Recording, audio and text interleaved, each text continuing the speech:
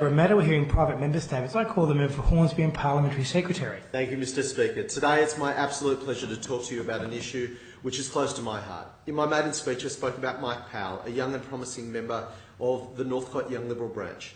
Mike was an intelligent and compassionate young man who was loved by all and everyone around him.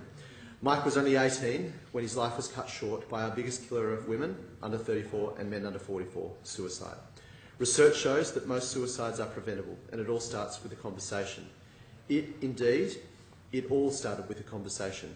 What was initially a small meeting in my office between several local charities, including the Ku-Ring-Gai Youth Development Service, Linfield Rotary, Hornsby Council and Ku-Ring-Gai Council, saw the attendance of over 180 students from across the Hornsby and Ku-Ring-Gai local government areas coming together not only to destigmatise and speak openly about mental health, but to create and build programs and campaigns within their school communities which promote positive mental health and well-being. This was the inaugural Hornsby Ku-Ring-Gai Youth Forum, an initiative which responded to the growing concerns about youth mental health in the local area. The forum is designed to raise awareness about mental illness amongst teenagers, helping them to identify the signs and to gain an understanding of what is available across our local community. The day encompasses a variety of positive and inspirational high-energy activities and includes the opportunity to hear from young people who have lived with a mental illness.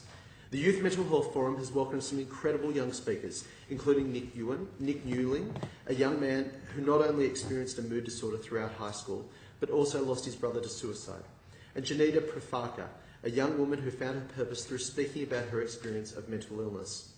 Students also have a unique opportunity to ask questions of the many professionals, including members of the New South Wales Ambulance Service, New South Wales Police Force, practising psychologists and counsellors and GPs. Every year as I sit and listen to the questions, I'm reminded of how incredible our young people are and how much they love and cherish those around them. The questions range from how to help friends and loved ones in accessing health services, to what actually goes on during a counselling session, to the rights and liberties of young people to manage their own affairs.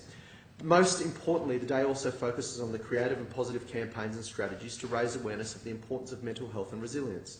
During the day, accompanying teachers are able to upskill themselves in how to become staff leaders, helping their students to reach their potential and to create incredible things within their school community. Together with their teachers, students become pioneers with strong and capable support networks at an administrative level. The true power of the Youth Mental Health Forum lies in our young people and our local community. Firstly, the Youth Mental Health Forum would not exist today without the young people who are changing the face of mental health. In 2013, Cheltenham Girls High School, including Kimberly La, Jessalyn Go, Emma Mees, Eugenie Jung, attended the forum and established Cloud9, the school's leading mental health group, which meets weekly to foster positive activity and support students and staff of the school. These girls have now completed the HSC, but their legacy is nothing short of unbelievable. Throughout the school year, the girls celebrate Childhood Day and the Year 12 Stress Rescue Packs. Their RUAK Day initiatives have raised hundreds of dollars and have endless resources from Reach Out and Headspace that they distribute to their classmates. Mentoring programs and peer support are critical to helping the girls connect and be part of the incredible, supportive and loving community. This year, 3 years later, girls from Cheltenham Girls inspired attendees with their mental health initiatives, helping other students to realise how they too can help change their school communities. Secondly, none of this would be possible without those who have worked behind the scenes to make it all happen. It is through the incredible work of the Hornsby Ku-Ring-Gai Youth Network and the Youth Mental Health Forum has helped over 1,000 young people in our community. The Youth Network is a unique interagency made up of over 20 youth organisations who strive to provide better lives and futures for young people across Hornsby and Ku-Ring-Gai. Today I'd like to pay special tribute to several people who have worked night and day to make the Youth Mental Health Forums happen. Kim Carlson from the Kids Youth Development Service, Bob Howe and Ian Fawkes from Linfield and Wahroonga Rotary, Jenny Hayes, Julie Acton, Vanessa Aldridge of Mission Australia and Tall Maud, Tay Luani from Headspace Chatswood, Dennis Maglaropoulos and Jason Guest from Hornsby and Ku-Ring-Gai Councils, Nassim Azizi from SSI, Trudy Wilson of the Diocese of Broken Bay, Stacey Young of New South Wales Health and Philip Stone of the Northern Sydney Primary Health Network.